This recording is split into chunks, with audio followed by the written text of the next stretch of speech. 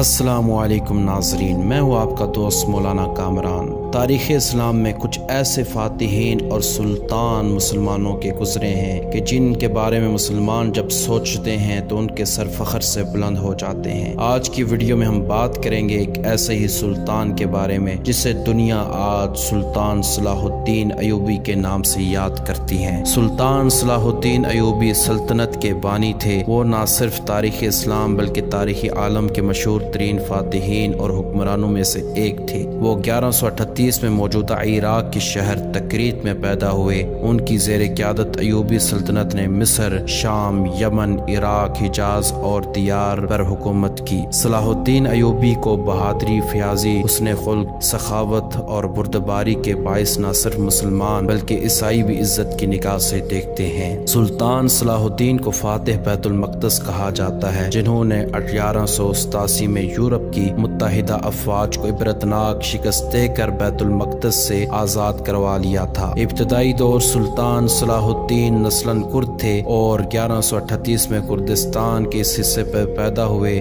جو اب عراق میں شامل ہے۔ شروع میں وہ سلطان نور الدین زنگی کے یہاں ایک فوجی افسر تھے۔ مصر کو فتح کرنے والی فوج میں صلاح الدین بھی موجود تھے۔ اس کے سپہ سالار شیر کو صلاح الدین کے چچا تھے۔ مصر فتح ہو جانے کے بعد صلاح الدین کو 564 ہجری میں مصر کا حاکم مقرر کر دیا گیا۔ اسی زمانے میں 569 میں انہوں نے یمن بھی فتح کر لیا۔ نور الدین زنگی کے انتقال کے بعد چونکہ اس کا کوئی لائق اولاد نہیں تھی، اس لیے صلاح الدین حکمرانی پر فائز ہوئے۔ کارنامے صلاح الدین اپنے کارناموں میں نور الدین پر بھی بازی لے گئے۔ اس میں جہاد کا جذبہ کوٹ کوٹ کر بھرا ہوا تھا۔ بیت المقدس کی فتح اس کی سب سے بڑی خواہش تھی۔ مصر کے بعد صلاح الدین نے 1182 تک شام، موصل، حلب وغیرہ فتح کر کے اپنے سلطنت میں شامل کر لیے۔ اس دوران صلیبی سردار رینالڈ کے ساتھ 4 سالہ معاہدہ صلح ہوا، جس کی رو سے دونوں ایک دوسرے کی مدد کریں گے، لیکن یہ معاہدہ محض کاغذی اور رسمی تھا۔ صلیبی بدستور اپنی اشتعال انگیزیوں میں مصروف تھے اور مسلمانوں کے قافلوں کو برابر لوٹ رہے تھے۔ جنگ حطین 1186 میں عیسائیوں کے ایک ایسے ہی حملے میں رینالڈ نے یہ جسارت کی کہ بہت سے دیگر عیسائی امراء کے ساتھ مدینہ منورہ پر حملے کی غرض سے حجاز مقدس پر حملہ آور ہوا۔ صلاح الدین ایوبی نے ان کی سرگرمیوں کو روک تھام کے لیے اقدامات کیے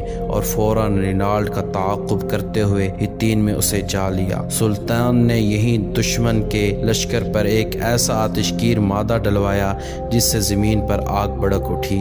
چنانچہ اسی آتشی ماحول میں 1187 کو حطین کے مقام پر تاریخ کی خوفناک ترین جنگ کا آغاز ہوا۔